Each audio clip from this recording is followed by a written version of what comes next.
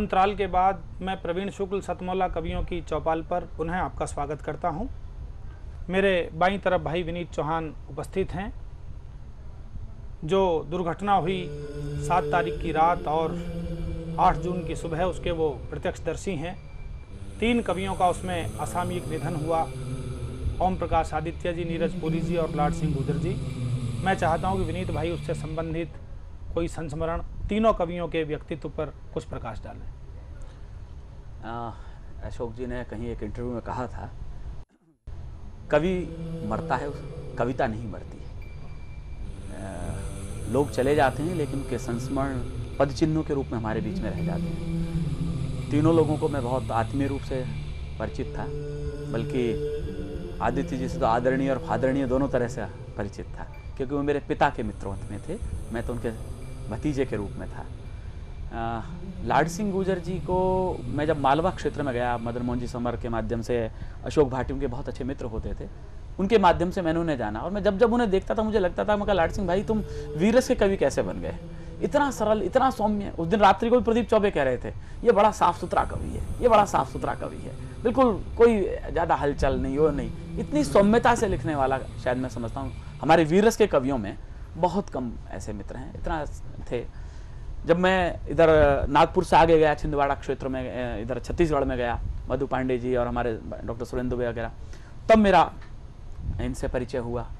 नीरज पुरी भाई से घर गया मैं इनके एक बार, तो बैंक में थे, इन्हें जैसे ही पता लगा मैं आया हूँ तो तुरंत कहा तुम बैंक आओ, और वहाँ पे तुरंत लोग घर ले गए, भाभी बच्चे वहाँ सब मिले, और एकदम घर में एकदम परिवार की तरह से सबका इतना आत्मीय भाव। और जैसा मुझे पता लगा, बैरागी जी कहते हैं लक्ष्मी और सरस्वती का कभी बैर होता होगा, लेकिन अब तो दोनों सहोदर हो गई हैं। हम सरस्वती पुत्रों का वो सम्मान मिला कि हम सपने में भी कल्पना नहीं कर सकते। पूरा बैतूल उमड़ा, लोग बताते हैं कि वहाँ 30-40 हज़ार लोग थे, उनके होर्डिंग्स और बैनर से पूरा शहर था। आखिर क्या था हमारे पास में? इस जनता का स्नेह, सम्मान, मान, इस कलम से माँ सरस्वती ने जो दिया, जनता ने उसे सर आंखों पर लिया। और नीरज जी निश्चित रूप से बैतूल में ऐसे व्यक्ति थे कि जिन्हें न केवल बैतूल, न केवल भारत, बल्कि अब विदेश में भी जहां वो पहुंचे वहां तक उन्हें प्यार मिला। रहा आदित्य जी का सवाल, आदित्य जी में एक खास बात जो थी वो एक मस्ती थी उनके बीच में। वो बड़ों के साथ बड़े जैसे होते थे, गंभीर होते थे, हम बच्चों के साथ बिल्कुल बच्चे जैसे हो जाते थे। जैसे हमारे कई कवियों में थोड़ा सा होता है कि दूरी बना के रखते, नहीं नहीं ये छोटा कर, वो हमारे बच्चों बच्चे हो जाते थे, बिल्कुल बिल्कुल उसी तरह ठाके लगाना, सब कुछ ये करना। कलकत्ता के कवि सम्मेलनों में ये वो पिताजी से बात कर रहे हैं तो भाई वाह करुण जी तुमने क्या ये लिखी है, द्रोणाचार्य लिखा और ये गोकुला लिखा। लेकिन फिर मंच पे कहते आपने सारी कृति एक तरफ लिखी है, लेकिन एक कृति जो आपकी सर्वश्रेष्ठ है वो विनीत चौहान है। तो ऐसे कहते, पिताजी के बड़े बहुत अभिन्न मित्रों में थे। फिर कभी कभी मजे में आते, क्या है बस बस साहित्य तो करुण जी है, ये करुण विनीत तो ऐसे ऐसे करता। फिर पिताजी से कहते नहीं नहीं तुमने बड़ा एक शालीन बेटा, मुझे कभी अटैची नहीं उठाने देता। एक बात जो मुझे आज बहुत याद आती है, हमेशा आदित्य जी की मेरी एक चुगलबाजी चलती थी। जैसे ही हम पहुंचते देखते वो बस कहते तू फिर आ गया, तू जा, तू कभी तक, तू चल, मैं जा रहा हूँ, बस मैं जा रहा हूँ। अरे मैं कहा चाचा ऐसा मत करो, आप बैठो, अब बैठो।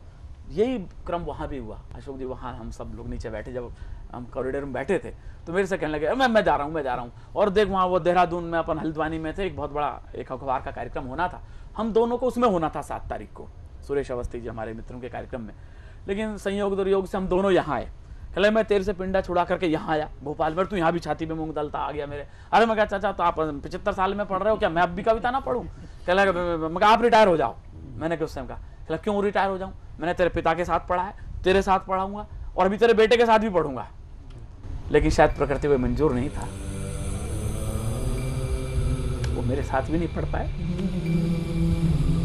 बेटे के साथ भी नहीं।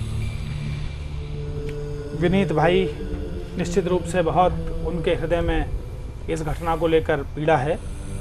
और जैसा उन्होंने बताया कि कुछ नाम ऐसे हैं कि जब हम उनके पास जाते हैं तो उनकी छाया में विश्राम करने का मन करता है। वो होते हैं तो हमें लगता है कि कोई हमारा बड़ा संरक्षक है, जिनके रहते हुए हमें किसी प्रकार की चिंता नहीं है।